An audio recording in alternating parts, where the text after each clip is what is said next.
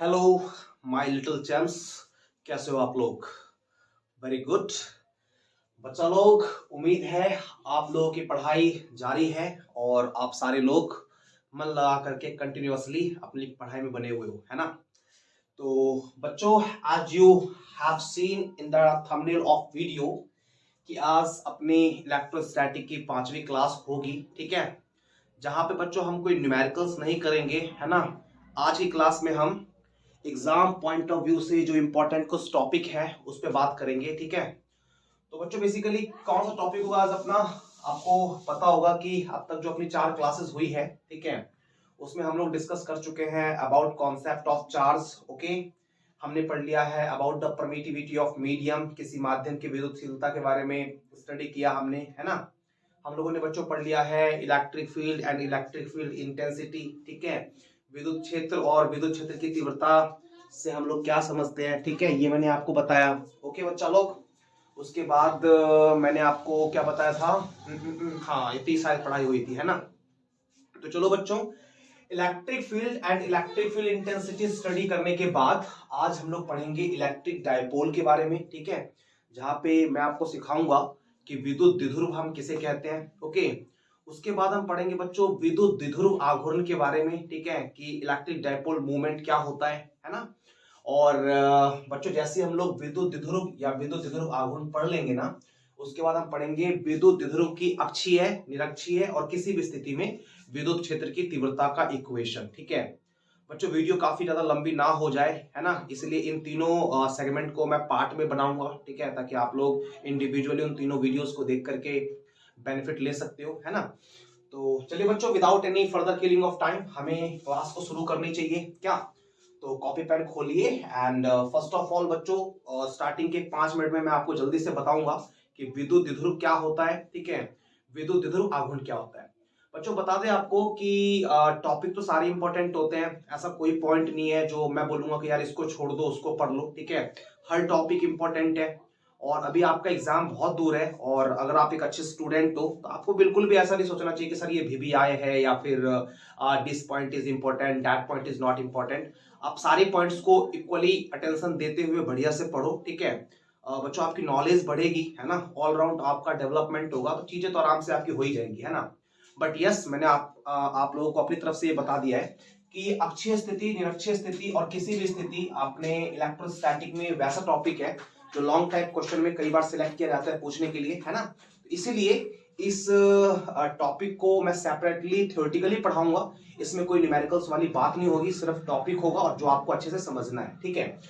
तो okay, copy pen खोलिए and will write about electric dipole.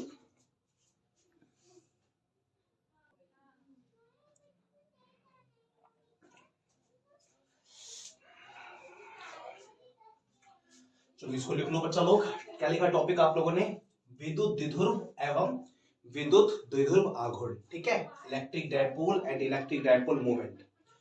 तो बच्चों आप कॉपी पेन छोड़ दो और एक बार ध्यान से आप सुनो कि इलेक्ट्रिक डायपोल या इलेक्ट्रिक डायपोल मूवमेंट के बारे में क्या कुछ मैं आपके साथ शेयर कर रहा हूं, ठीक है? देखो बच्चों यहाँ पे लिखा है विद्युत द्विध्रुव, ठीक है? आपको पता है द्वि है, यहाँ पे द्वि का मतलब क्या होता है? दो। इंग्लिश में कहते हैं विद्युत द्विध्रुव को इलेक्ट्रिक डायपोल, ठीक है? तो इलेक्ट्रिक डायपोल क्या होता है, इसे अगर हमें डिफाइन करना हो तो हम कैसे डिफाइन कर सकते हैं, ठीक है? ध्यान देना बच्चा लोग, है क्या ये? ठीक है, याद रखना, इलेक्ट्रिक डायपोल जो है ना, वो दो चार्ज का कॉम्बिनेशन है, या ऐसे कह लें कि ये पेयर ऑफ टू चार्जेस है, राइट? इलेक्ट्रिक डायपोल में दो आवेश होते हैं, ठीक है, दो आवेश होते हैं। जो दोनों आवेश होते हैं उन दोनों आवेशों का जो मान होता है, जो परिमाण होता है, वो समान होता है, ठीक है? उनका जो नेचर होता है, आवेश की जो प्रकृति होती है वो अपोजिट होती है। इट मींस एक पॉजिटिव होता है तो दूसरा नेगेटिव होता है। Very good. और उनके बीच की जो बच्चों सेपरेशन होती है ना, जो डिस्टेंस होता है उन चार्जेस के बीच का, वो बहुत ही कम होता है। They are separated at very micro distance, ठीक है? तो इन कंडीशन से जो हमें सिस्टम मिलेगा, उस सिस्टम को हम बोलेंगे इलेक्ट्रिक डायपोल। आई होप आपको नहीं ही समझ में आया होगा, ठीक है? तो चलो मैं आपको समझाता हूं। देखो आप लोग क्या है, फॉर एग्जाम्पल बच्चों मान लेते हैं कि अपने पास एक ये 5 कूलाम का आवेश है ना? This is charge of positive 5 coulomb, okay? And this charge is located या placed at this particular point. Suppose बच्चों 5 कूलाम का एक आवेश है, इस पॉइंट पे रखा हुआ है। इससे कुछ डिस्टेंस पे एक दूसरा पॉइंट है जहां पे -5 कूलम का आवेश रखा हुआ है, ठीक है। तो आपको दिखाई दे रहा है बच्चों यहाँ पे दो आवेश है, एक 5 कूलम का है, दूसरा -5 कूलम का है, ठीक है। मतलब दो आवेश है, दोनों के मान देखो, मान परिमाण समान है, परिमाण समान है, दोनों 5-5 के हैं, ठीक है।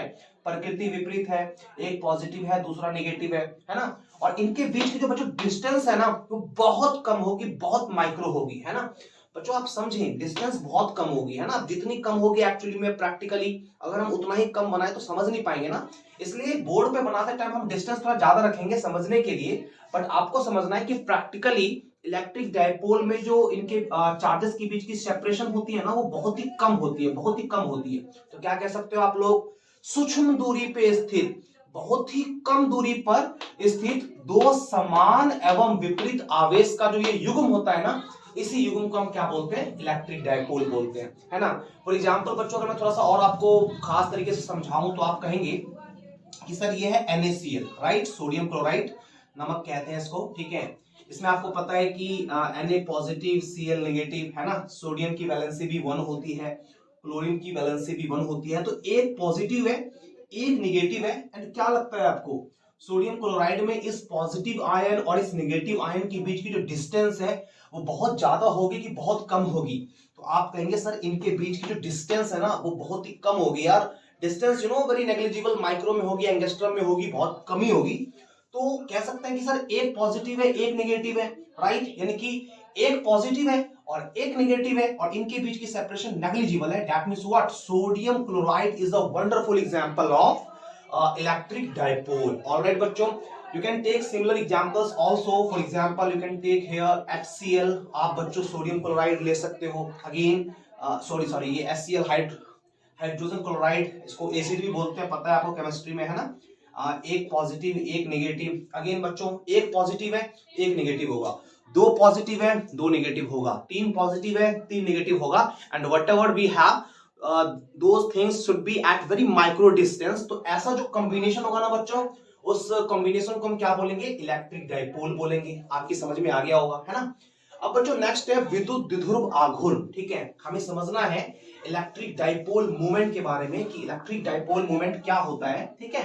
तो ध्यान देना, ठीक है। सुनो बच्चों, अगर इलेक्ट्रिक डायपोल को मैं फिगर की हेल्प से बताऊं यार, अगर इसका एक फिगर मुझे लेना हो तो मैं कैसे ले सकता हूं, मैं बोल दूंगा सर यहाँ पे देखें कि एक अपने पास पॉजिटिव क्यू है, ठीक है, दूसरा अपने पास नेगेटिव क्यू है, ठीक है।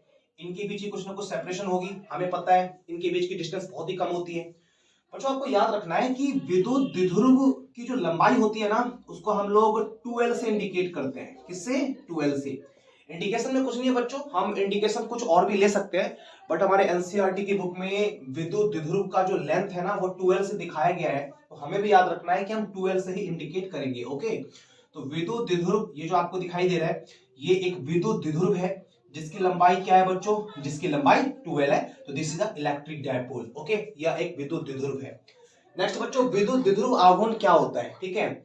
तो याद रखें, अगर आपको पूछा जाए कि इलेक्ट्रिक डायपोल मूवमेंट विद्युत द्विध्रुव आघूर्ण क्या होता है तो आप याद रखेंगे बच्चों, सबसे पहली बात विद्युत द्विध्रुव आघूर्ण को अपन P से इंडिकेट करते हैं, है ना। जब मैं यहाँ पे इलेक्ट्रोस्टैटिक में P लिख दूं तो आप समझ जाना मैंने विद्युत द्विध्रुव आघूर्ण की बात की है, ठीक है। कैसे डिफाइन करेंगे इसको, तो आप विद्युत द्विध्रुव में से कोई भी एक आवेश का परिमाण ले लो बच्चों, दोनों आवेश का परिमाण तो सेम होता है, प्रकृति अलग अलग होती है ना। तो कोई एक आवेश ले लो बच्चों, चाहे आप ये वाला आवेश ले लो या ये आवेश ले लो, इन दोनों में से किसी एक आवेश का परिमाण ले लो, तो परिमाण दोनों का ही सेम है, तो हम बोलेंगे सर चलिए परिमाण हमने ले लिया एंड परिमाण जो है वो क्या है, Q है, ठीक है। उसके बाद द्विध्रुव में ये जो दोनों आवेश है ना इनके बीच की जो डिस्टेंस है या फिर यूं कहें कि इस द्विध्रुव की जो लंबाई है वो ले लो, ठीक है सर, हमने ले लिया, that is nothing but 2L, ठीक है। तो एक आवेश का परिमाण ले लिया, द्विध्रुव की लंबाई ले ली, इनका प्रोडक्ट ले लो अर्थात इनका गुणनफल ले लो। तो द्विध्रुव में किसी एक आवेश का परिमाण एवं द्विध्रुव की जो लंबाई होती है ना उसका जो गुणनफल होता है, इसी गुणनफल को बोलते हैं विद्युत द्विध्रुव आघूर्ण, जिसको हम P से इंडिकेट करते हैं। दैट मींस व्हाट, P बराबर Q into 2L। तो यही होता है बच्चों electric dipole and electric dipole movement, है ना। चीजें बड़ी आसान थी, बड़ी सिंपल थी, इसलिए थोड़ा सा मैंने एग्रेसिवली समझाया, ठीक है। कहीं कोई सोच रहा होगा क्या हो गया सर को, इतना फास्ट फास्ट क्यों पढ़ा रहे हैं। तो आसान है बच्चों, इसलिए अब मैंने थोड़ा सा एग्रेसिवली इसको कराया है, ठीक है। तो अब इस टॉपिक से रिलेटेड जो भी इंपॉर्टेंट पॉइंट होंगे, जो उसका क्रक्स होगा, वो आपको बोर्ड पे दिखाई देगा, जिसे आपको प्रॉपरली नोट कर लेना है बच्चों। Then after we will start the actual objective of this video. Okay, तो लिखो बच्चा लोग।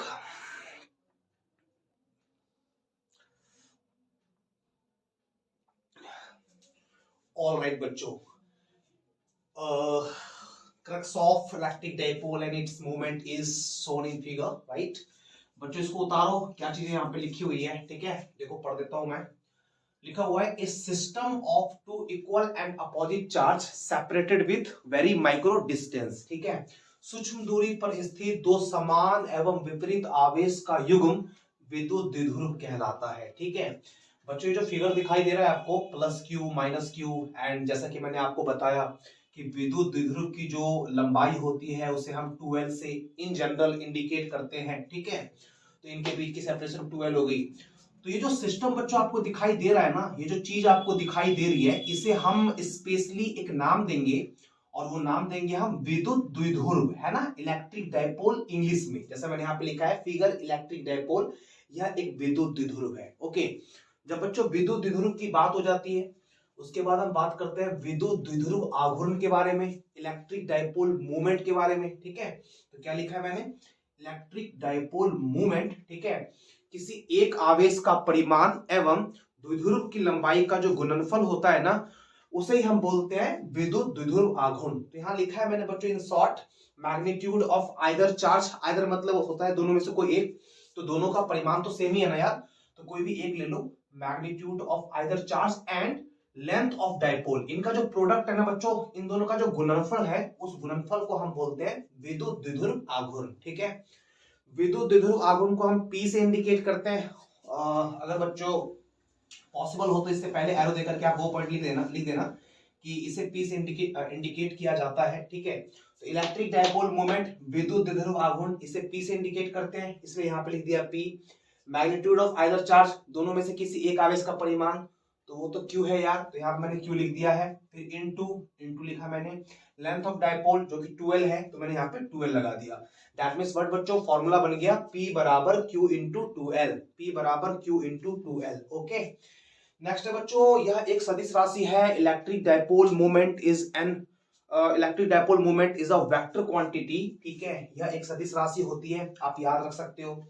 अब अगर इलेक्ट्रिक डायपोल मोमेंट एक वेक्टर क्वांटिटी है, तो हमें तो पता है कि यार वेक्टर क्वांटिटी में magnitude as well as direction, दोनों ही चीजें साथ में होती है, ठीक है।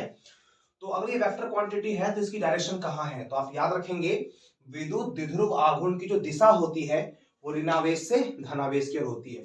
बच्चों इसको माइंड करें, इसको आप थोड़ा ध्यान से यहाँ पे अटेंशन दें, क्योंकि आप लोगों ने पढ़ा होगा विद्युत बल रेखा, राइट।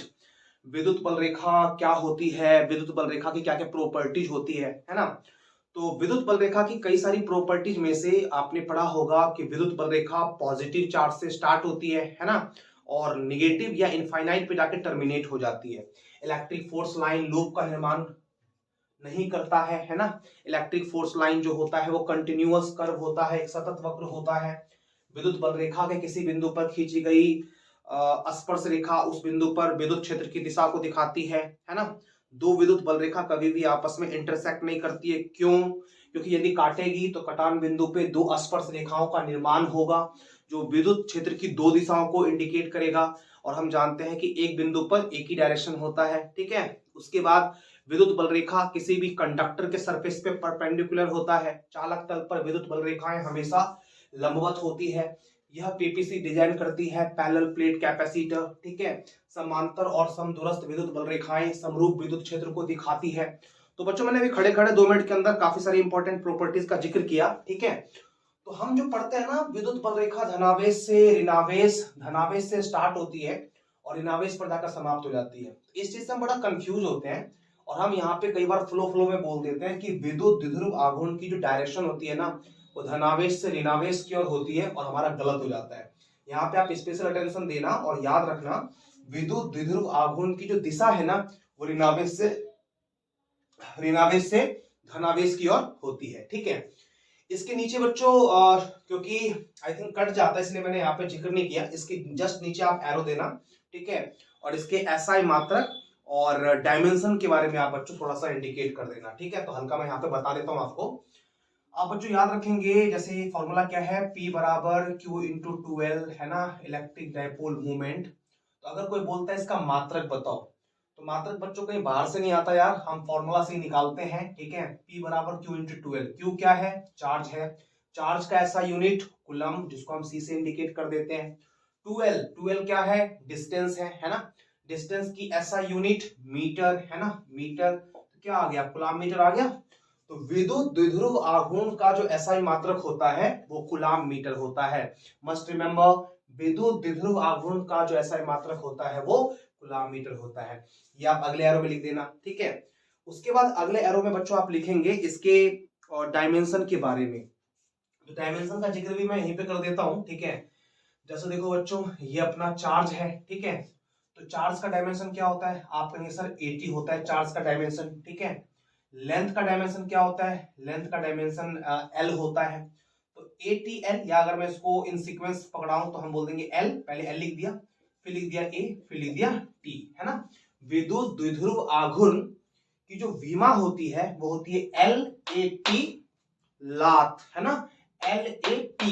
तो याद रखना, विद्युत द्विध्रुव आघूर्ण को P से इंडिकेट करते हैं। यह एक सदिश राशि होता है, इसकी दिशा ऋणावेश से धनावेश की ओर होती है। इसका ऐसा मात्रक कूलाम मीटर होता है। इसकी विमा LAT, लात, ऐसी पढ़ रहे हैं बच्चों, लात, लात आप हैबिट ना डालें, ठीक है। इसकी विमा LAT होती है, ठीक है।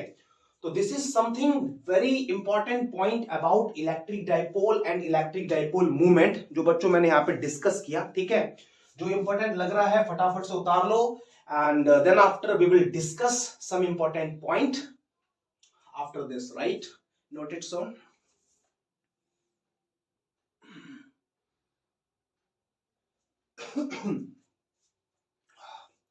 तो यह है बच्चों अपना नेक्स्ट पार्ट जो हम यहाँ पे स्टडी करेंगे, ठीक है। Electric dipole and electric dipole movement के बाद बच्चों आपको लिखना है यहाँ पे derivation of E due to an electric dipole in various condition, ठीक है। विद्युत द्विध्रुव के कारण विद्युत क्षेत्र की तीव्रता का समीकरण, ठीक है। तो बड़े प्यार से बच्चों ये टॉपिक आप बनाओ और देखते हैं इसको, है ना। बड़ी शिद्दत से इंतजार था इस टॉपिक का, कई सारे बच्चे कह रहे थे कि सर जल्दी से इसको अपलोड किया जाए, तो कनेक्ट हो जाओ बच्चों, ठीक है। देखो तो विद्युत द्विध्रुव के कारण विद्युत क्षेत्र की तीव्रता का समीकरण, है ना बच्चों। जब आप एक विद्युत द्विध्रुव के कारण विद्युत क्षेत्र की तीव्रता का इक्वेशन निकालोगे तो आप पाओगे कि यहाँ पे 3 कंडीशंस होती है ना। कौन कौन सी वो 3 कंडीशन होती है, थोड़ा सा हम जल्दी से इसको देख लेते हैं एक बार। जैसे बच्चों ये है अपना एक electric dipole, plus Q minus Q, right. कुछ भी नाम दे देंगे, चलो ए भी नाम दे दिया, ठीक है। तो ये विद्युत द्विध्रुव है ना। और यहाँ पे आप ध्यान देना, अगर मैं इस विद्युत द्विध्रुव के कारण विद्युत क्षेत्र की तीव्रता निकाल रहा हूँ तो किसी ना किसी बिंदु पे निकालूंगा। लेट्स से बच्चों वो जो बिंदु है ना वो मैंने यहाँ ले लिया, है ना, या फिर मैं यहाँ ले सकता हूँ, या फिर मैं यहाँ ले सकता हूँ। आप मेरी बात को समझो बच्चों, अगर मैं बिंदु को इस लाइन के अलोंग ले रहा हूँ, इस रेखा के सीध में ले रहा हूँ, है ना, इसी रेखा के इसकी एक्सिस पे इसी के सीध में ले रहा हूँ ना, तो ये पॉइंट ये पॉइंट ये पॉइंट, या फिर आप इसी तरफ आ जाओ, ये पॉइंट ये पॉइंट ये पॉइंट, ये जितने भी पॉइंट है ना वो इस डाइपोल के अलोंग है, इसी के सीध में है, ठीक है। तो इन सारे बिंदुओं को हम बोलेंगे बच्चों कौन सा बिंदु, अक्षीय स्थिति, अक्षीय बिंदु, ठीक है। तो सबसे पहले हम यहाँ पे डेराइव करेंगे एक्सियल कंडीशन में इलेक्ट्रिक फील्ड की इक्वेशन, ठीक है। उसके बाद बच्चों अपना एक दूसरा होगा निरक्षीय स्थिति, है ना, इक्वेटोरियल पोजीशन। निरक्षीय स्थिति क्या होगा, तो ये अपना इलेक्ट्रिक डायपोल है। इस इलेक्ट्रिक डायपोल का बच्चों आप परपेंडिकुलर बाइसेक्टर ले लो, लंब समद्विभाजक वाली रेखा ले लो। आप कहेंगे सर लंब समद्विभाजक वाली रेखा इस डायपोल को 2 इक्वल पार्ट में डिवाइड करेगा और परपेंडिकुलर भी होगा, तो मैंने ले लिया ये। अब इस लाइन पे बच्चों आप कोई सा भी पॉइंट इंडिकेट करो, फॉर एग्जांपल आप ये पॉइंट इंडिकेट कर दो, आप ये पॉइंट इंडिकेट कर दो, आप बहुत ज्यादा खुश हो तो आप नीचे ही कोई पॉइंट इंडिकेट कर दो। तो ये जो भी पॉइंट होंगे ना इसको हम बोलेंगे निरक्षीय स्थिति, नॉन एक्सियल पोजीशन। समझ में आ रहा है बच्चों, इस रेखा के सीध में जितने भी बिंदु होंगे अक्षीय स्थिति, इसे हम क्या बोलेंगे, निरक्षीय स्थिति। और इन पॉइंट्स को छोड़ के जो भी पॉइंट बच गया ना वो हो जाएगा किसी भी स्थिति। फॉर एग्जाम्पल अगर मैं यहां पे कोई पॉइंट ले रहा हूं, ठीक है, तो अगर बोला जाए ये कौन सा पॉइंट है, क्या ये एक्सियल है, नो। क्या ये नॉन एक्सियल है, नो। तो ये क्या है, यह है एट एनी पोजीशन, किसी भी स्थिति में। तो मेरे प्यारे बच्चों यहाँ पे अपने पास तीन कंडीशंस होंगी, है ना। अपने पास अक्षीय होगा, निरक्षीय होगा और किसी भी स्थिति होगी। इन तीन कंडीशंस पे मैं आपको दिखाऊंगा कि इलेक्ट्रिक फील्ड की जो इंटेंसिटी है वो कैसे डेराइव की जाती है, ठीक है।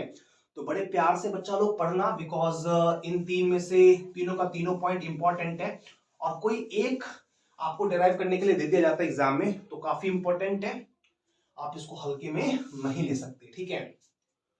तो क्या किया जाए बच्चों, थोड़ा सा एक्सेलरेट करके मैं यहाँ पे करवाऊं, है ना, आई मीन टू से पूरी डेरिवेशन एक बार में मैं दिखा दूं और उसके बाद समझा दूं, या फिर आराम आराम से करें। चलो एक काम करते हैं, पहले मैं पूरी डेरिवेशन यहाँ पे आपको दिखा देता हूँ, ठीक है, उसके बाद समझाता हूँ बच्चों, ताकि वीडियो की जो लेंथ है वो थोड़ा कंट्रोल में रहे, ठीक है। तो देखो आप लोग,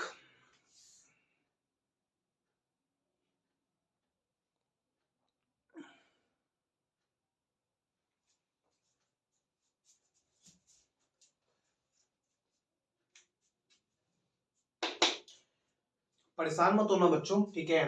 अपना जो एक्सेल कंडीशन होता है थोड़ा आसान होता है, ठीक है। तो चीजें आसान है, इसलिए मैंने टाइम को सेव करने के लिए पहले नोट कर दिया है, ठीक है।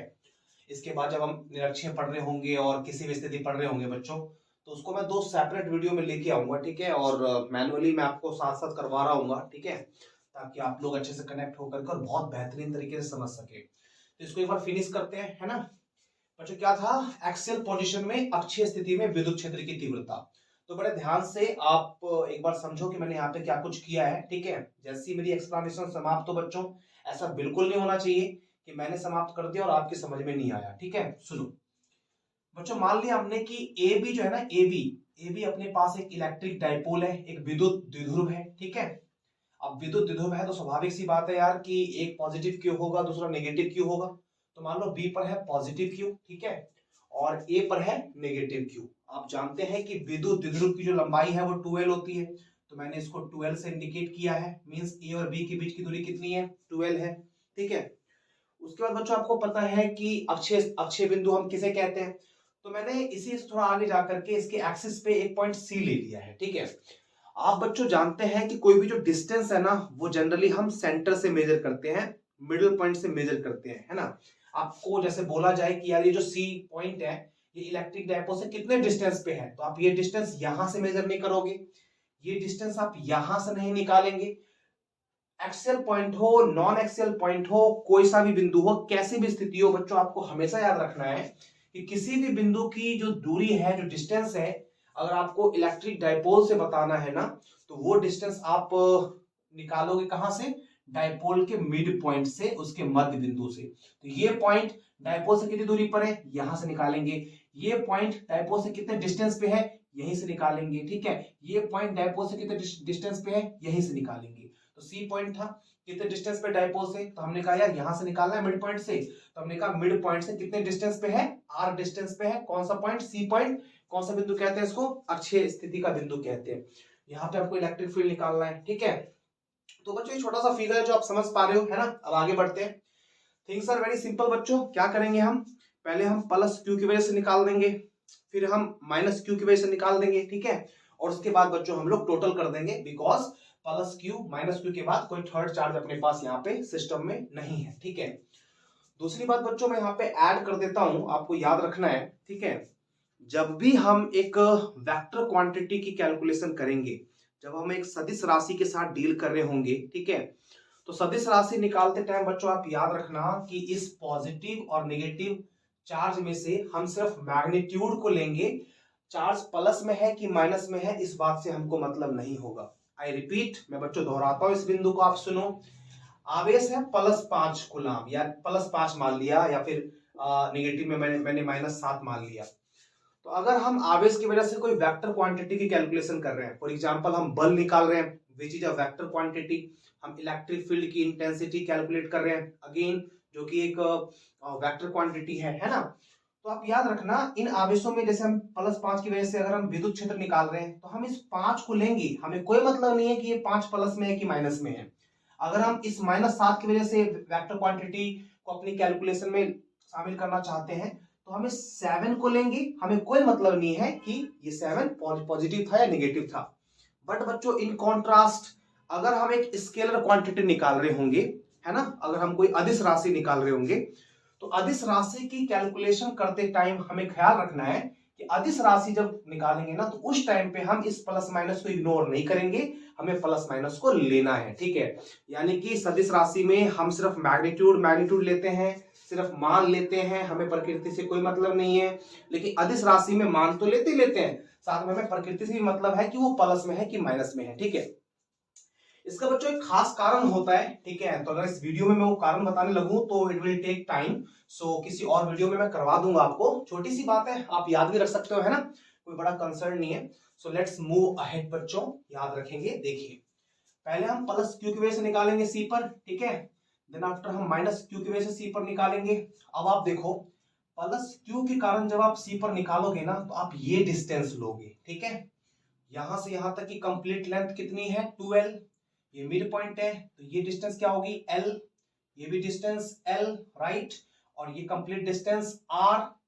अब अगर आपसे पूछा जाए कि आप ये वाली डिस्टेंस बताओ b से c की, तो आप बोलेंगे सर यहां से ये जो टोटल डिस्टेंस है ना, टोटल इस कंप्लीट लेंथ में से यहां की जो कंप्लीट लेंथ है, इस कंप्लीट लेंथ में से अगर आप ये वाला लेंथ माइनस कर देंगे ना, सुनो मैं क्या बोल रहा हूं, O से C की जो डिस्टेंस है, अगर इस O से C के बीच के डिस्टेंस में से अगर आप ये वाला डिस्टेंस माइनस कर दे तो आपको ये वाला डिस्टेंस मिल जाएगा।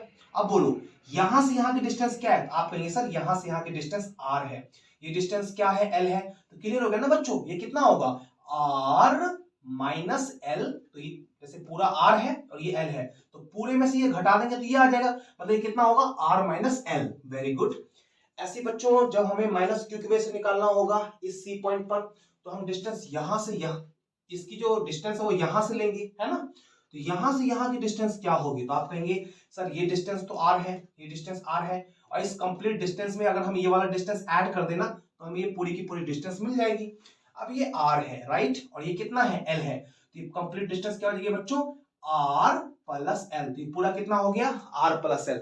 बहुत ही बेसिक पॉइंट है यार, ठीक है, इसमें कौन सी बड़ी बात है, तो आपको समझ में आ रहा है। चलो बच्चों स्टार्ट करते हैं। देखो क्या लिखा मैंने, EFI electric field intensity at point C बिंदु पर विद्युत क्षेत्र की तीव्रता due to positive Q plus Q के कारण। तो बच्चों विद्युत क्षेत्र की तीव्रता का आपको फॉर्मूला पता है 1/4πε0 Q बट्टे R स्क्वायर। तो यहाँ वही लिखा मैंने 1/4πε0 Q बट्टे R स्क्वायर। तो R का मतलब बच्चों डिस्टेंस, प्लस Q की वजह से यहाँ पे निकाल रहे हैं, इनके बीच की डिस्टेंस क्या है अभी बताया था मैंने r माइनस एल, तो जो भी डिस्टेंस होगा ना उसका स्क्वायर। जैसे डिस्टेंस अगर x है x स्क्वायर, डिस्टेंस r था r स्क्वायर, डिस्टेंस y होगा y स्क्वायर, बट यहां पे डिस्टेंस है r माइनस एल तो हो जाएगा r माइनस एल का होल स्क्वायर। तो प्लस q की वजह से यहाँ पे तीव्रता क्या निकल के आई 1/4πε0 q बटे r माइनस एल का whole square. As you know electric field intensity is a vector quantity, that's why इसमें डायरेक्शन भी तो होगा, है ना। तो ये हो गया मान। अब दिशा कहां से कहां होगी, तो हमने प्लस क्यू की वजह से सी पे निकाला है। मुझे बताओ बच्चों प्लस से इलेक्ट्रिक फोर्स लाइन स्टार्ट होता है कि पॉजिटिव चार्ज पे आकर टर्मिनेट हो जाता है, तो आप कहेंगे सर प्लस से इलेक्ट्रिक फोर्स लाइन स्टार्ट होता है, राइट। तो this is the positive charge, यहां से इलेक्ट्रिक फोर्स लाइन निकल रही है कि इस पे आ रही है, तो कहेंगे आप बच्चों की सर स्टार्ट होगी ना, निकल रही है। अगर निकल रही है तो बी से सी होगा या सी से बी होगा। वेरी गुड बच्चों, सी से बी तो हो नहीं सकता, सी से बी का मतलब हो गया कि पॉजिटिव पे आ रही है बट आती नहीं है, पॉजिटिव से निकल के जाती है, तो बी से सी होगा। दैट्स व्हाई बच्चों हमने बोला डायरेक्शन बी से सी, डायरेक्शन पॉइंट करेगा बी से सी। गुड। तो ये जो निकाला ना बच्चों, ये निकाला हमने due to positive Q at this point, okay. ऐसे ही हम निकालेंगे माइनस क्यू की वजह से तीव्रता। तो देखो अगेन पुनः due to minus Q at the similar point electric field intensity, इसको हमने माना बच्चों E2 बराबर व्हाट 1/4πε0। और जैसा मैंने आपको बताया था कि प्लस क्यू माइनस क्यू में हमें सिर्फ क्यू से मतलब है, हमें इस बात से मतलब नहीं है बच्चों कि वो पॉजिटिव था या नेगेटिव था, है ना। तो हमने यहाँ पे क्या लिख दिया, Q लिख दिया, ठीक है, Q। अब यहां से इसके कारण यहां पे निकाल रहे हैं ना, तो ये कंप्लीट डिस्टेंस लेना है, और आपको भी मैंने बताया था कि कंप्लीट डिस्टेंस कितना है, r प्लस एल, तो 1/4πε0 Q, और जब डिस्टेंस लेने की बात आएगी तो हम करेंगे r प्लस एल का होल स्क्वायर। क्लियर है? तो ये हो गया बच्चों मान। दिशा कहाँ है, डायरेक्शन, ये नेगेटिव चार्ज है, नेगेटिव चार्ज से इलेक्ट्रिक फोर्स लाइन स्टार्ट होती है कि नेगेटिव चार्ज पे आकर टर्मिनेट हो जाती है। आप कहेंगे सर ऋणावेश पे आकर समाप्त हो जाती है, टर्मिनेट हो जाती है, मतलब ऐसी डायरेक्शन होना चाहिए, मतलब डायरेक्शन ऐसे होना चाहिए कि ऐसे होना चाहिए। ऑफ कोर्स अगर आप ऐसे बोलेंगे तो इसका मतलब निकल रही है ना, माइनस से निकल रही है ना, लेकिन निकलती तो है नहीं, आती है बच्चों, है ना, नेगेटिव चार्ज पे इलेक्ट्रिक फोर्स लाइन आती है, तो डायरेक्शन ए से सी नहीं होगा, डायरेक्शन होगा सी से ए, इसलिए आपने बोला डायरेक्शन सी से ए। ओके, पॉजिटिव क्यू की वजह से आपने इंटेंसिटी निकाल दी, ठीक है, नेगेटिव क्यू की वजह से आपने इंटेंसिटी निकाल दी। ओके, थर्ड तो कोई चार्ज नहीं है, तो बच्चों इन्हीं दोनों का हमको रिजल्ट निकालना है, इसको सिंप्लीफाई करना है, और जो फाइनल इंटेंसिटी होगी वो हमें मिल जाएगी। तो आगे क्या लिखा है मैंने, यदि परिणामी तीव्रता E हो, यदि total net intensity of electric field E हो, E बराबर व्हाट, कैसे लिखेंगे बच्चों, आपको पता है जब दो चीजें सेम डायरेक्शन में होती है तो नेट निकालने के लिए आप दोनों को आपस में ऐड कर देते हो, जोड़ देते हो, ठीक है। अगर दो चीजें अपोजिट डायरेक्शन में होती है तो नेट इंटेंसिटी निकालने के लिए अगेन आप दोनों को माइनस कर देते हो, पता है ना। अगर दो चीजें इक्वल डायरेक्शन में हो, इक्वल डायरेक्शन में हो, तो to get resultant of both हम दोनों को ऐड कर देते हैं। अगर दो चीजें एक्चुअली अपोजिट डायरेक्शन में हो तो परिणामी निकालने के लिए हम दोनों को घटा देते हैं।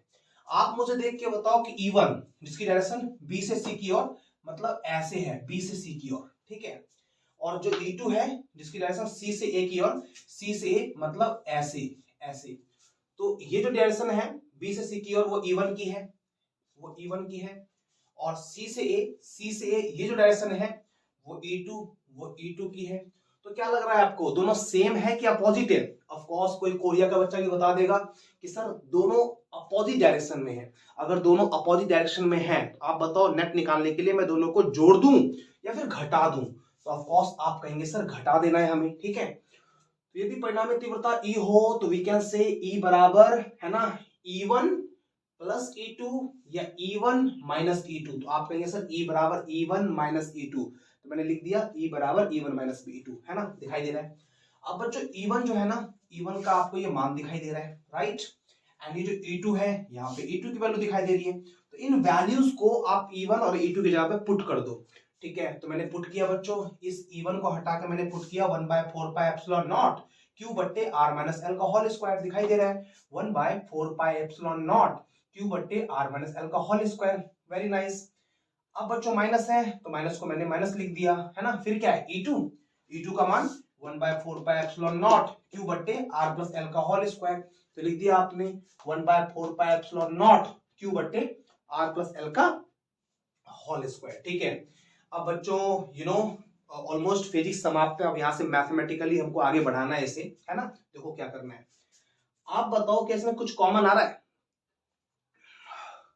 थक गए यार, कहोगे सर जी आज कितना फास्ट फास्ट पढ़ा रहे हैं, है ना। ओ माय गॉड, हाँ जी, तो बच्चों कंटिन्यू करते हैं यार, ठीक है। फास्ट नहीं है, स्लो ही है, ओके, स्लो ही है, सो अटेंशन दो और समझने का प्रयास करो। तो क्या पूछा बच्चों मैंने आपसे कि यहाँ पे क्या क्या कॉमन आ रहा है? आप कहेंगे सर Q दोनों में है, कोई बच्चा कहेगा सर एक दोनों में है, बेटा एक को क्या देखना है उसके अलावा देखो, तो Q दोनों में है, ठीक है, और 4πε0 दोनों में है, तो आप Q बट्टे 4πε0 को मत देखो, Q को 1 से मल्टीप्लाई कर लेंगे यार, तो Q अपॉन 4πε0, यहाँ भी Q को 1 से मल्टीप्लाई कर लेंगे तो Q अपॉन 4πε0, इसको हमने कॉमन निकाल लिया, ठीक है। अब बट्टा में ये रह गया 1/r माइनस एल का होल स्क्वायर, तो हमने यहाँ लिख दिया 1 अपॉन r माइनस एल का होल स्क्वायर, फिर माइनस था माइनस लिखा, फिर 1 अपॉन r प्लस एल का होल स्क्वायर, तो 1 अपॉन r प्लस एल का होल स्क्वायर। तो आसान है बच्चों, आपको दिखाई दे रहा है, कॉमन मैंने निकाल लिया और जो बच जाएगा उसको हमने वहां पे लिख दिया ब्रैकेट के अंदर। आगे बढ़ते हैं, अब देखो ये किसी पर्टिकुलर फॉर्मेट में जा रहा है बच्चों, आप देखोगे a माइनस बी और a प्लस बी के फॉर्म में ये सेट हो रहा है। तो कुछ बेसिक सी बच्चों बातें आपको आती होंगी, जैसे मैं यहाँ पे लिख के मिटा दूंगा, आप देखो, आपको पता है a प्लस बी और a माइनस बी जो होता है ना, वो होता है ए स्क्वायर माइनस बी स्क्वायर। बताओ, ये तो बच्चों वाली इक्वेशन है, डेफिनेटली आपको आपकी कविता मैडम ने पढ़ाया होगा, है ना। A plus B upon A minus B, sorry upon बोल रहा हूँ, गलत बच्चों। A plus B into A minus B बराबर क्या, A square minus B square. Very good बच्चों। अगर ये ऐसा हो कि ए प्लस बी का होल स्क्वायर और ए माइनस बी का होल स्क्वायर, अगर A plus B into A minus B direct हो तो A square minus B square, और अगर इंडिविजुअली इन दोनों पे स्क्वायर होना तो यहां भी क्या आ जाता है, फिर स्क्वायर आ जाता है। मतलब क्या हुआ, ए प्लस बी का whole square into A minus B का होल स्क्वायर बराबर ए स्क्वायर माइनस बी स्क्वायर का होल स्क्वायर। एक ये इक्वेशन है जो आप जानते हो, तो वही किया बच्चों आपने। ए माइनस बी का होल स्क्वायर ए प्लस बी का होल स्क्वायर, इसका जो एलसीएम हो जाएगा ना वो बेसिकली इनका प्रोडक्ट हो जाएगा। ए माइनस बी ए प्लस बी, तो A square minus B square, क्योंकि इन पे इंडिविजुअली स्क्वायर था इसलिए ओवरऑल का भी यहाँ पे क्या हो गया, स्क्वायर। ये हो गया एलसीएम, ठीक है। अब ये जो आर प्लस एल का होल स्क्वायर है वो यहाँ पे आ जाएगा, आएगा ना बच्चों। एंड ये वाला चीज यहाँ पे आ जाएगा, और फिर माइनस ये जो चीज है वो यहाँ पे आ जाएगी। तो आप देखो वही किया मैंने यहाँ पे, आर प्लस एल का होल स्क्वायर यहाँ पे आएगा, तो ये हो गया आर प्लस एल का होल स्क्वायर, ठीक है। फिर माइनस ये वाली चीज यहाँ पे आएगी, तो आर माइनस एल का होल स्क्वायर, और बट्टा में जो था वो आपको दिखाई दे रहा है, क्या है बट्टा में, R square minus L square का होल स्क्वायर, ठीक है। अब बच्चों मुझे लग रहा है कि आपको थोड़ा सा कंसर्न होगा कि सर यहाँ पे फ्लैश आ रहा है, राइट। तो वी विल करेक्ट आवरसेल्व्स बच्चों, हम बहुत जल्दी इन छोटे छोटे इश्यूज को दूर करेंगे। देखते हैं, थोड़ा प्रॉपर टाइम मिलता है तो मे बी ये चीजें रिजॉल्व हो जाए, ठीक है। तो यहाँ जो चीजें है ना बच्चों, उसको मैं आगे कंटिन्यू ना करके यहीं पे मिटा करके आपको आगे समझाता हूँ, ठीक है, ताकि आपको प्रॉपरली दिखाई दे। तो आप एक काम कर लो, अगर आपने इसको नोट नहीं किया है तो मैं बोर्ड पर से हट जाता हूँ, ठीक है। आप इसको जितना बोर्ड पे लिखा हुआ है पहले उतना उतार लो, और इसके बाद की जो कहानी है वो इसको मिटा करके हम आगे कंटिन्यू करेंगे, है ना। उतारिए इसको।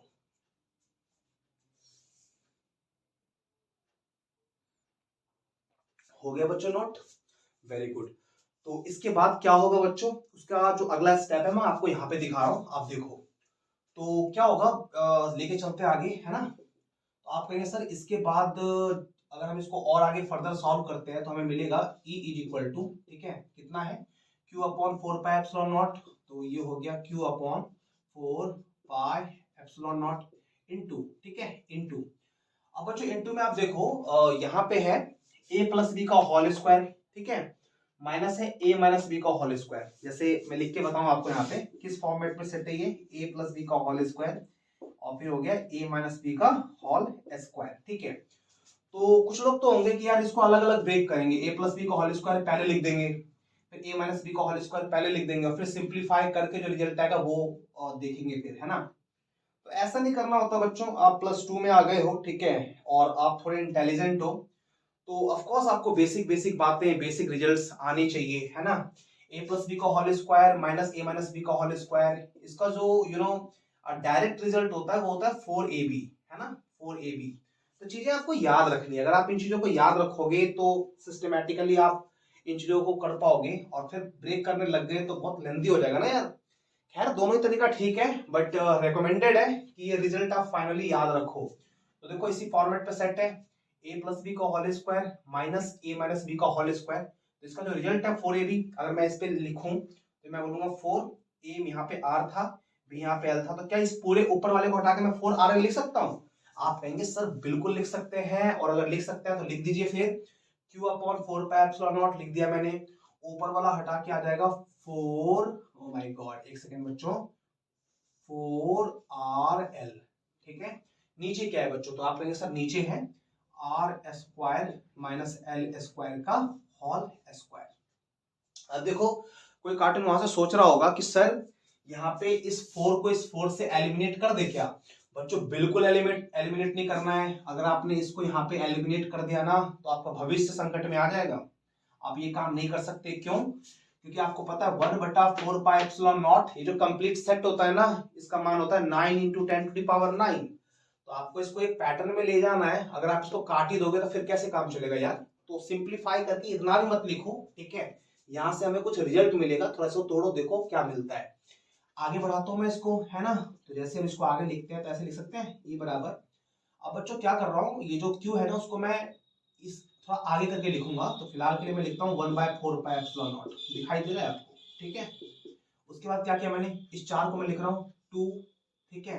फिर Q को मैंने आगे लिख दिया, बड़े ध्यान से देखना है ना, और डिफिकल्ट नहीं है बच्चों, बने रहिए, समझ में आएगा आपको। 1/4πε0, 4 में से मैंने 2 यहाँ लिख दिया, फिर Q लिख दिया, फिर इंटू में लिख रहा हूँ मैं यहाँ पे 2, फिर बगल में मैं लिख रहा हूँ L, और फिर बगल में लिख रहा हूँ R। अपॉन में क्या है सर, अपॉन में है R² माइनस L² का होल स्क्वायर। आप सोच रहे होंगे कि सर अपॉन में क्या है, वो तो हमें समझ में आ ही रहा है कि ऊपर क्या क्या कर दिया आपने। बिल्कुल सही किया बच्चों, आप देखो है ना, इंटू है तो चीजें बिल्कुल बैलेंस रहनी चाहिए, ऊपर में 4 आना चाहिए, तो 2 दूनी 4, ठीक है सर है। R और L, तो ये L पहले लिख दिया है, R पहले लिख दिया है, दोनों है, ठीक है सर है। Q कहाँ गया, Q को मैंने यहाँ पे लिख दिया। तो चीजें ठीक है यार, 2 3 6, 3 दूनी 6, 4 5 20, 5 चौक 20, आगे पीछे चलता है इंटू में, कोई प्रॉब्लम नहीं है।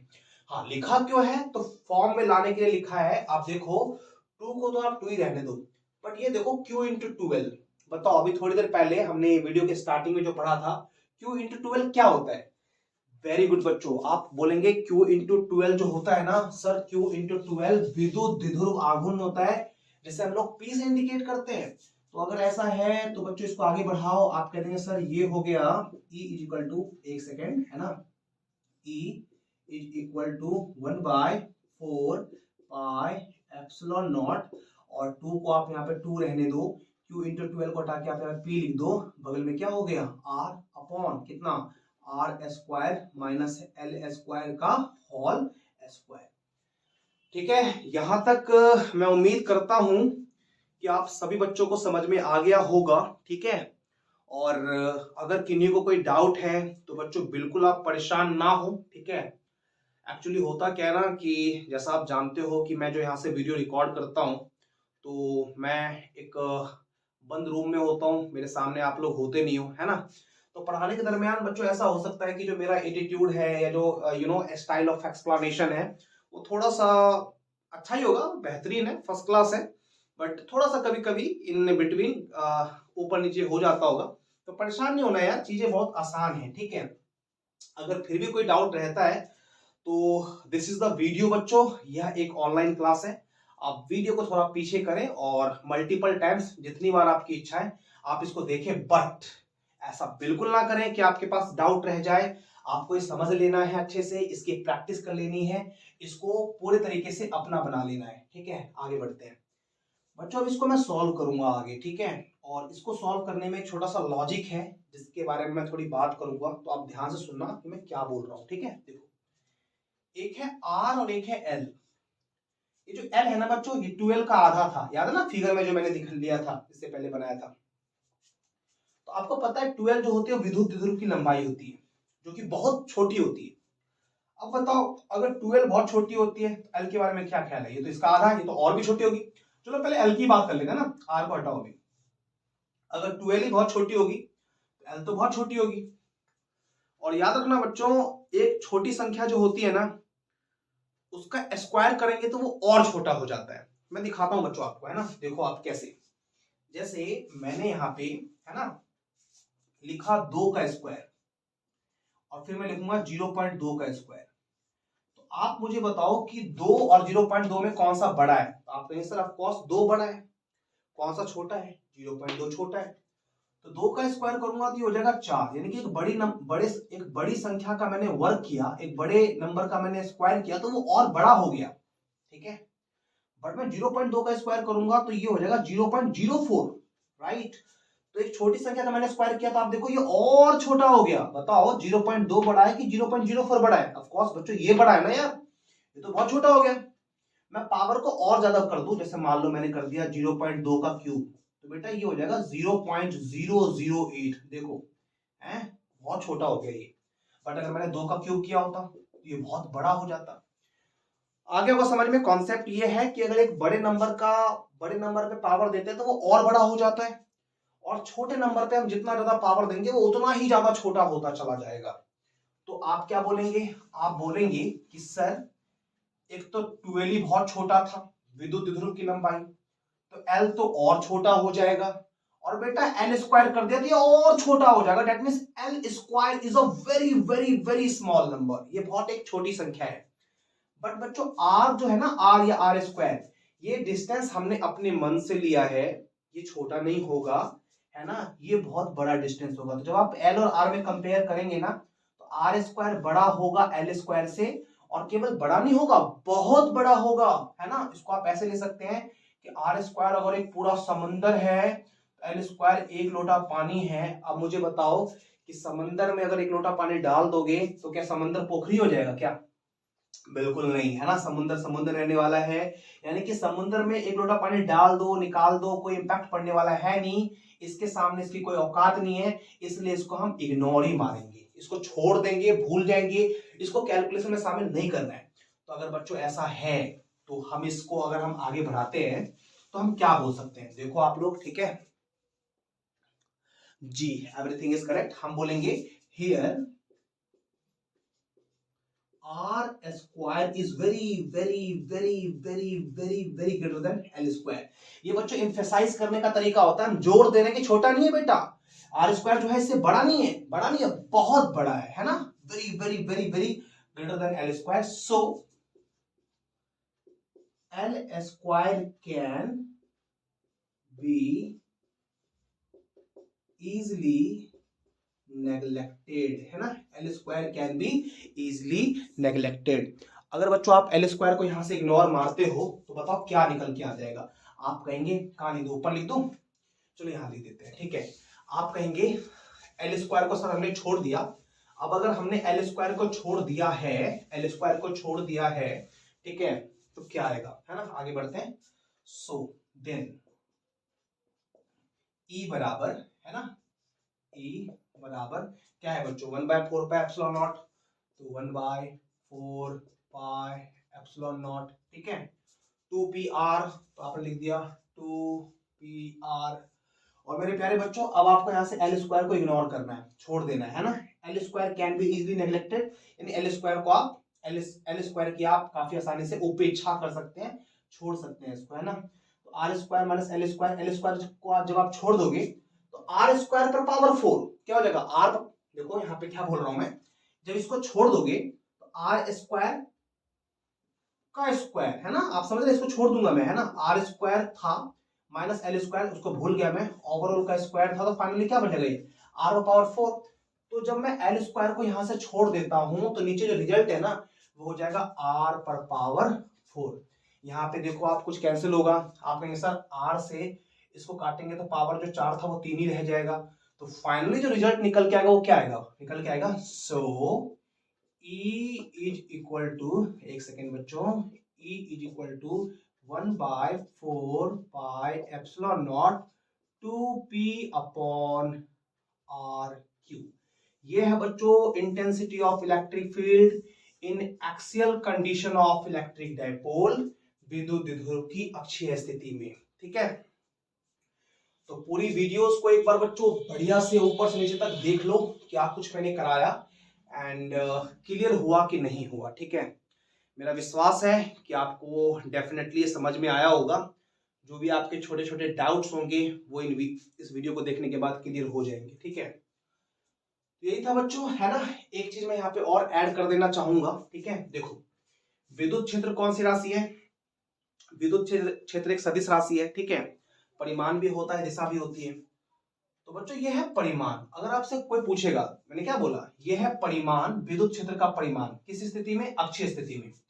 अगर कोई पूछेगा आपसे कि अक्षीय स्थिति में जो हम विद्युत क्षेत्र निकालते हैं उसकी दिशा क्या होती है, तो आप क्या बोलेंगे? तो ये तो परिमाण हो गया, नीचे में आपको नोट में एक पॉइंट मेंशन कर देना है यहाँ पे, ठीक है, क्या मेंशन करना है थोड़ा देखो आप। अभी जो आपने डायपोल बनाया था उसमें आपको याद है E1 था बी से सी, था ना, ये AB, E1 था बी से सी और E2 था सी से ए, आपको याद होगा, ठीक है। तो यहाँ पे पॉजिटिव चार्ज था और यहाँ पे क्या था, यहाँ पे नेगेटिव चार्ज था। फिगर में देखना बच्चों, ठीक है। तो आपने जो इलेक्ट्रिक फील्ड निकाला कैसे निकाला, आपने E1 में से E2 को घटाया कि E2 में से E1 को घटाया, तो कहेंगे सर हमने E1 में से E2 को घटाया था। अब ध्यान दें, अगर हम E1 में से E2 को घटा रहे हैं, ठीक है, और रिजल्ट पॉजिटिव आ रहा है, इसका मतलब लास्ट का जो डायरेक्शन है वो E1 वाला ही होगा। नहीं आ रहा है समझ में आपको, सुनो आप मैं क्या बोल रहा हूं। अगर हम E1 में से E2 को घटा रहे हैं और रिजल्ट प्लस में आ रहा है, मतलब उसका डायरेक्शन वही होगा जो E1 वाले का है। अगर हम E1 में से E2 को घटा रहे हैं और घटाने के बाद रिजल्ट माइनस आ गया, मतलब डायरेक्शन उल्टा होगा, डायरेक्शन इसका वाला होगा, E2 वाले का होगा, है ना। बच्चों समझ में नहीं आ रहा है क्या? कैसे समझाएं, कैसे समझाएं, कैसे समझाएं, है ना, कैसे समझाएं बच्चों, है ना, कैसे समझाएं। मैंने ये बोला अगर ये एक डायरेक्शन है और ये एक डायरेक्शन है, ठीक है, ये है फर्स्ट, ये है सेकंड। अगर आपने फर्स्ट में से सेकंड को घटाया है और घटाने के बाद रिजल्ट प्लस में आया है, रिजल्ट प्लस में आया है, तो उस रिजल्टेंट का डायरेक्शन क्या होगा? उस रिजल्टेंट का डायरेक्शन वही होगा जो इस फर्स्ट वाले का था, ठीक है। और अगर आपने फर्स्ट में से सेकंड को घटाया है और रिजल्ट माइनस में आया है, तो इस रिजल्टेंट का डायरेक्शन क्या होगा? इस रिजल्टेंट का डायरेक्शन होगा वही होगा जो इस सेकंड वाले का है। तो E1 में से E2 घटाने पर रिजल्ट प्लस में आया ना, इसलिए रिजल्ट किसका होगा? फर्स्ट वाले का होगा, E1 का होगा। और E1 जो था उसका जो डायरेक्शन था वो कैसे था? तो डायपोल ऐसे था, A B, यहाँ प्लस Q, यहाँ माइनस Q, और यहाँ पे C था ना बच्चों। E1 का डायरेक्शन ऐसे था। तो ये जो डायरेक्शन है ना, ये डायरेक्शन, ये E1 का डायरेक्शन है और यही डायरेक्शन होगा हमारे परिणामी विद्युत क्षेत्र की तीव्रता का डायरेक्शन। आप मुझे बताओ ये जो डायरेक्शन है ये माइनस क्यू से प्लस क्यू की ओर जा रहा है कि प्लस क्यू से माइनस क्यू की ओर जा रहा है? आप कहेंगे सर ऋणावेश से धनावेश की ओर जा रहा है, नेगेटिव से पॉजिटिव की ओर जा रहा है, एंड नेगेटिव से पॉजिटिव की ओर ये दिशा होती है विद्युत द्विध्रुव आघूर्ण की, है ना, इलेक्ट्रिक डायपोल मोमेंट की। तो आपको याद रखना है अक्षीय स्थिति में जो विद्युत क्षेत्र की तीव्रता आती है उसका जो डायरेक्शन होता है वो वही होता है जो इलेक्ट्रिक डायपोल मोमेंट का होता है। तो नोट में आप लिख देंगे डायरेक्शन, या नोट वोट क्या करोगे बच्चों, सीधा ही लिख दो यार स्टार मार के, direction of E, direction of E, और आगे लिख देना in the direction of dipole moment, in the direction of dipole moment, विद्युत द्विध्रुव आघूर्ण की जो दिशा होगी ना उसी दिशा में होगा intensity of electric field in axial condition, ठीक है। तो बच्चा लोग इस वीडियो को हम लोग यहीं पे रोकते हैं, है ना। इस वीडियो को आप बार बार देखो, जितनी बार आप देख सकते हो देखो, और कोशिश करो कि जो चीजें यहाँ पे मैंने सिखाने की आपको कोशिश करी है वो आपकी समझ में आ जाए, ठीक है। और ख्याल रखें बच्चों कि जो भी पढ़ाई लिखाई की चीजें होती है ना, ये ज्यादा इंटरेस्टिंग नहीं होती, बोरिंग होती है ये, ठीक है। तो डिपेंड करता है आप पे कि आपकी पर्सनालिटी कैसी है, आपके संस्कार कैसे हैं, आप किस कैटेगरी के स्टूडेंट हो, ठीक है। आपकी ये भी कैटेगरी हो सकती है कि आप इन एजुकेशनल वीडियोस को ना देख रहे हो, या फिर अगर देख रहे हैं तो भगा भगा के देख रहे हैं, जैसे तैसे देख रहे हैं अपने मन से, क्योंकि सामने तो मैं वहां पे आके बैठा नहीं हूँ जो कान के नीचे बजा दूं मैं एक, है ना। तो आप बदमाशी करेंगे तो बच्चों आप ख्याल रखें अभी कोई इम्पैक्ट आपके ऊपर होगा नहीं, बट आपकी लाइफ अच्छी नहीं होगी, ठीक है। इसलिए जो भी चीजें काम की है वो ऑफकोर्स थोड़ी बोरिंग है, बट आपको बोर नहीं होना। अगर आप एक अच्छे स्टूडेंट हो तो आप चीजों को ध्यान से देखो, ध्यान से समझो, और इस बात को सुनिश्चित करो कि जो भी चीजें जिस वीडियो में या जिस क्लास के अंदर करवाई गई आपको वो आपको 100% आ गया या नहीं आया। अगर कोई कमी है वीडियो को दोबारा देखो, अगर दोबारा देखने के बावजूद कमी रह जा रही है तो आप कमेंट सेक्शन में जाके टाइप करो अपने प्रॉब्लम या डाउट के बारे में। तो जब मैं उसको देखूंगा बच्चों तो कोशिश करूंगा कि अगली वीडियो में लेके आऊं और आपका वो जो डाउट है ना उसको रिजॉल्व कर दूं। इन बातों का बच्चों ख्याल रखें, है ना। इस क्लास को यहीं पे रखते हैं, जस्ट अगली वीडियो में मैं आपको पढ़ाऊंगा निरक्षीय स्थिति में विद्युत क्षेत्र की तीव्रता, उसके अगली वीडियो में किसी भी स्थिति में। एंड मेरा विश्वास है कि इन क्लासेस के बाद आपके सारे डाउट क्लियर हो जाएंगे, है ना। Thank you so much, bye bye.